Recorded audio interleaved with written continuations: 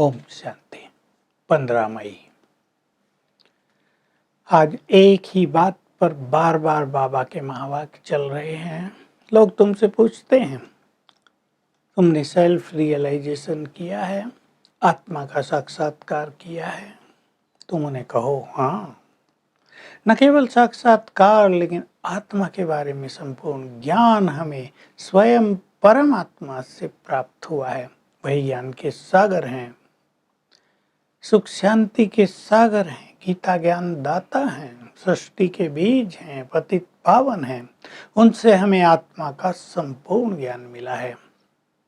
आत्मा सूक्ष्म अति सूक्ष्म है, दोनों भ्रकुटियों के मध्य में रहती है।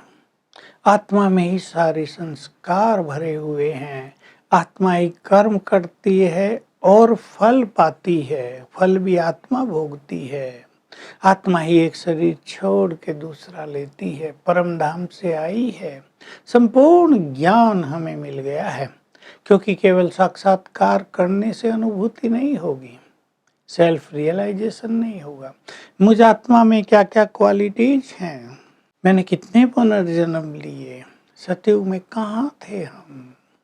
तो बाबा याद दिला रहे, तुमने सूर्य वंशी राजधानी प्राप्त की थी मेरे से, फिर तुम चंद्रवंशी बने। दुनिया में कोई नहीं जानता कि सूर्यवंशियों को ये राज किसने दिया। फिर वो चंद्रवंशियों ने उनसे कैसे लिया, कोई युद्ध थोड़ा ही किया। ये कैसे राजाई ट्रांसफर होती है, बाबा तुम सबको सिखाते हैं। तो तुम्हें सेल्फ रियलाइजेशन करना है। मैं कौन हूँ? बाबा कह रहे हैं आत्मा परमात्मा से सुन रही है, तो अपने आत्मिक स्वरूप में स्थित होकर बैठो, फिर सुनो, तो सारा ज्ञान तुम्हें धारण हो जाएगा। मैं आत्मा पीसफुल हूँ, ये रियलाइजेशन हमें होगा।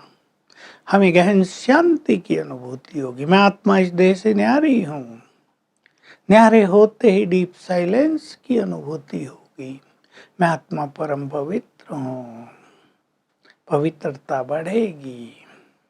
लोगों ने मान लिया आत्मा तो सदा ही पवित्र है, ये विकार तो शरीर में है, मन बुद्धि में है, इसलिए विकारों का भोग करते रहो। गलत मान्यता हो गई। इस सब का इफेक्ट आत्मा पे आता गया, आत्मा ही पतित बन गई है। मैं आत्मा परम पवित्र हूँ, ये गहराई से रियलाइज करना, तो प्योरिटी धारण हो जाएगी। मैं आत्मा बहुत शक्तिशाली हूँ, आनंद स्वरूप हूँ, सुख स्वरूप हूँ। ये सब एक एक चीज रियलाइज करने की है, और हम सब इसको रियलाइज कर रहे हैं। तो इस पे हम सबको बहुत ध्यान देना है। बाबा याद दिला रहे, तुम पुकारते आए, हे पतित पावन आओ, परंतु अपने को किसी ने पतित नहीं समझा। अब पतित पावन को बुलाते हैं तो जरूर वो संपूर्ण पावन होगा ना। कहते हैं हमें आकर पावन बनाओ, तो मैं तुम्हें पावन बनाकर यहाँ थोड़ा ही छोड़ दूंगा, मैं तुम्हें घर ले जाऊंगा। यही बात है इम्पोर्टेंट। ये कलयुगी पुरानी दुनिया कयामत की ओर बढ़ रही है, इसका विनाश हो जाएगा। मैं तुम्हें पावन बनाकर घर वापस ले चलूंगा, यहाँ नहीं छोड़ आया हूँ, मैं तुम्हें लेने आया हूँ। तो तुम सभी पतित से पावन बनो। मैं आता हूँ, मैं पुनर्जन्म में नहीं आता। मेरा जन्म दिव्य और अलौकिक है। मैं इस ब्रह्मा के तन में प्रवेश करता हूँ, ये भी मुझसे ज्ञान ले रहा है।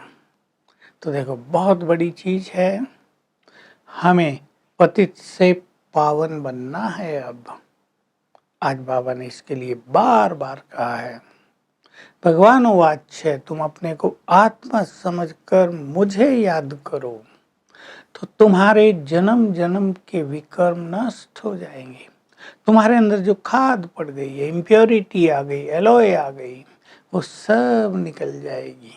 सबसे इम्पोर्टेंट बात, लोग भगवान को वैसे ही याद करते, उसका नाम लेते हैं, लेकिन ये राजयोग है। ये केवल नाम स्मरण नहीं है, जप नहीं है, दर्शन कर लेना ये नहीं है, फूल चढ़ा देना ये सब तो भक्ति है।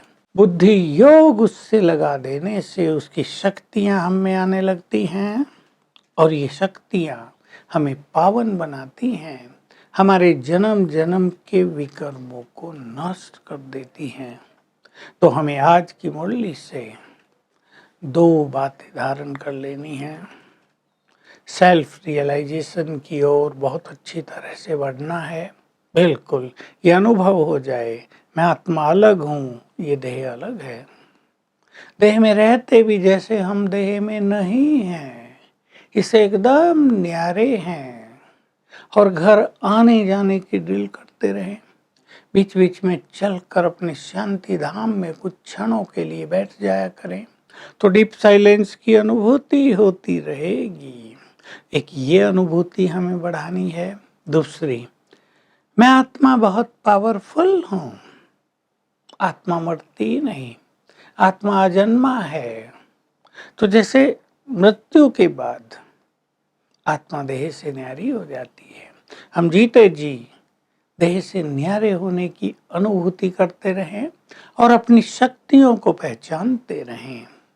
मैं बहुत शक्तिशाली हूँ, इसलिए भय समाप्त हो जाएगा। कलयुग में जो आजकल बहुत भय फैला हुआ है कोरोना के कारण, भयभीत ज़्यादा हैं लोग। हॉस्पिटल्स में डॉक्टर्स भी 5-7 मनुष्यों को मरते हुए देख लेते हैं, तो उनके मन पर क्या असर होता होगा हम सोच सकते हैं। वो मनुष्य है ना, डॉक्टर है इसका अर्थ ये नहीं उनमें इमोशंस नहीं हैं। तो डर बहुत पैदा हो रहा है। अगर हम अपनी शक्तियों को पहचानेंगे तो हमारा ये डर सदा के लिए समाप्त हो जाएगा। तो जितना जितना हम सोल कॉन्शियस होंगे, सेल्फ रियलाइजेशन होगी, तब गॉडली रियलाइजेशन भी होगी। इसलिए सुनते आते थे बचपन से, self realization is God realization. माना पहले स्वयं को हम आत्मिक स्वरूप में रियलाइज करेंगे, फिर परमात्मा का रियलाइजेशन होगा, उसको हम पहचान सकेंगे। और जब तक हम सोल कॉन्शियस नहीं हुए, उसकी शक्तियों को हम ग्रहण नहीं कर सकेंगे। दूसरी बात, हमें पतित से पावन बनना है। अब ये हमें मान लेना है, रियलाइज करना है कि ये विषय विकार हमारी चीज नहीं है, ये माया की संपत्ति है। मैं आत्मा तो परम पवित्र हूँ। इन विकारों से अपने को मुक्त करने का दृढ़ संकल्प करें। संकल्पों में बहुत ताकत होती है। भले ही कलयुग में कई लोग सोचते हैं ये काम बहुत कठिन है, परंतु अगर हमारा योग अच्छा होगा तो ये काम सहज हो जाएगा। वरदान, मनसा के महादान द्वारा सर्व संकल्पों की सिद्धि प्राप्त करने वाले मास्टर सर्वशक्तिवान भव। अगर हम मनसा सेवा बहुत करते हैं, यानी वाइब्रेशंस फैलाते हैं श्रेष्ठ संकल्पों के, योग के, तो हमारा हर संकल्प सिद्ध होने लगता है। हम एक सेकंड में जहाँ चाहें, जैसे चाहें, जिस स्वरूप में चाहें स्थित हो सकते हैं। और बड़ा अनुभव होगा कि कोई भी ऐसी आत्मा हमारे सामने आए जिसका मन बहुत भटकता हो, हमारे सामने आते दृष्टि लेते उसका मन शांत और स्थिर हो जाएगा। तब हम बन जाएंगे मास्टर सर्वशक्तिवान। स्लोगन है, निरंतर एक बाप के संग में रहो तो संग दोष से बच जाएंगे।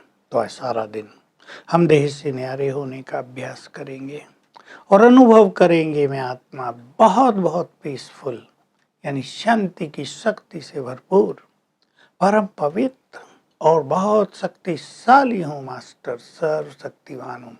तो अपने स्वरूप को देखेंगे, सोल कॉन्शियस होकर बाबा से शक्तियों की किरणें ग्रहण करेंगे। ओम शांति।